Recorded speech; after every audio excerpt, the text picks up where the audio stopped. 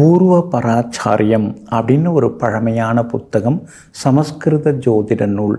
அதில் ஒருத்தவங்களுடைய ஜாதகத்தில் யோக பலன்களை கெடுக்கக்கூடிய கிரகங்கள் எது அப்படின்னு சொல்லப்பட்டிருக்குது. எப்படி இப்போ நம்ம சாப்பாட்டில் சுவையை கூட்டுறது குறைக்கிறதுக்குன்னு சில பொருள்கள் இருக்கும். உப்பு மட்டும் கொஞ்சம் ஜாஸ்தி ஆகிடுச்சு, இல்லைன்னா சாம்பார் ரொம்ப நல்லா இருந்திருக்கும் அப்படின்னு சொல்கிறோம் இல்லைங்களா? அந்த மாதிரி ஒருத்தவங்க ஜாதகத்தில் முக்கியமான கிரகங்கள்லாம் நல்ல இடத்துல இருந்தாலும் கூட சில கிரகங்கள் சில இடத்துல இருக்கிறதுனால முழுமையான யோக பலனை அவங்களால அடைய முடியாமல் போகுது. அவருக்கு ஜஸ்ட்டு மிஸ்ஸுங்க, கொஞ்சம் தாங்க மிஸ் ஆகிடுச்சு, இல்லைனா அவர் தாங்க அந்த கம்பெனியோட சிஇஓவாக ஆகிருப்பார். என்னமோ தெரியல, அவருக்கு இதே மாதிரி தான் அவருக்கு வாய்ப்பு வந்து கடைசி நேரத்தில் கை நழுவி போயிடுது. எனக்கு தெரிஞ்சே 2 முறை அவருக்கு அது மாதிரி ஆயிடுச்சு அப்படின்னு சொல்லுவாங்க இல்லைங்களா? அப்போ அவங்க ஜாதகத்திலாம் நம்ம பார்த்தோம்னா 12ஆம் இடத்துல சூரியன் தனித்து இருக்கும்.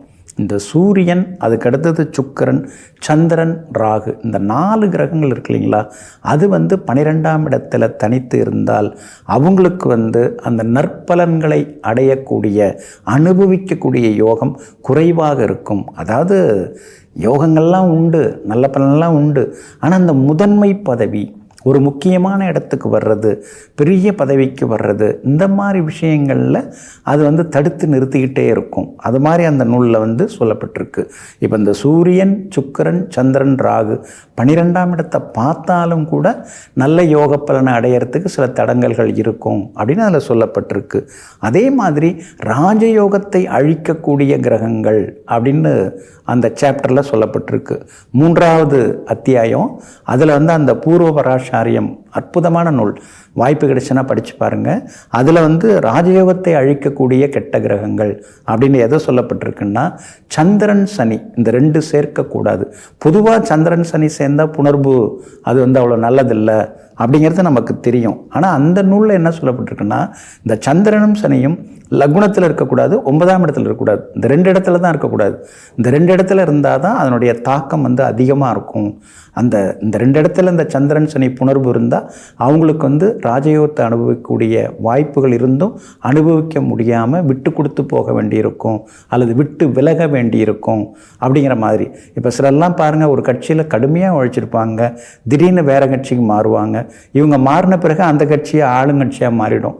இந்நேரம் அந்த கட்சியில் இருந்திருந்தால் எம்எல்ஏ ஆகி மினிஸ்டர் ஆகிருக்கலாம், ஆனால் ஜஸ்ட்டு எல்லாம் மிஸ் ஆகிடுச்சு அப்படிங்கிற மாதிரிலாம் வருத்தப்படுவாங்க இல்லைங்களா? அவங்களுக்கெல்லாம் இந்த மாதிரியான காம்பினேஷன்ஸ் எல்லாமே இருக்கும்.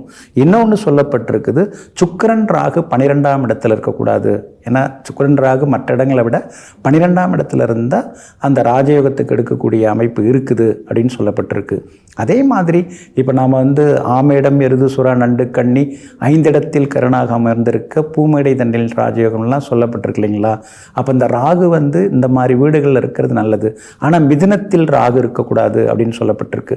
அப்போ மிதுனத்தில் ராகு இருந்தால் அவங்களுக்கும் இந்த ராஜயோகத்தை அனுபவிக்கக்கூடிய யோகம் இருக்காது அப்படின்னு சொல்லப்பட்டிருக்கு. சரிங்க, இதெல்லாம் சொல்லப்பட்டிருக்கு, அது மாதிரி இருக்குது, அதுக்கு ஏதாவது பரிகாரம் உண்டா அப்படின்னு நாம் யோசிக்கிறோம் இல்லைங்களா?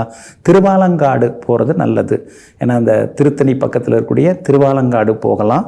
அதே மாதிரி திருவக்கரை வக்ரகாளியம்மன், திண்டிவனம் தாண்டி மயிலம் முருகன் கோவில் தாண்டி போனீங்கன்னா திருவக்கரை வக்ரகாளியம்மன் கோவில் இருக்கும்.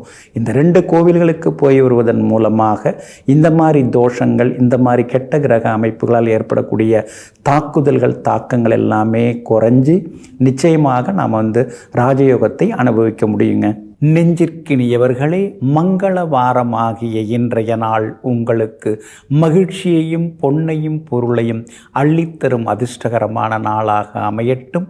மீண்டும் நாளை காலை சந்திப்போம். நன்றியுடன் உங்கள் ஜோதிட முனைவர் KP வித்யாதரன். வணக்கம்.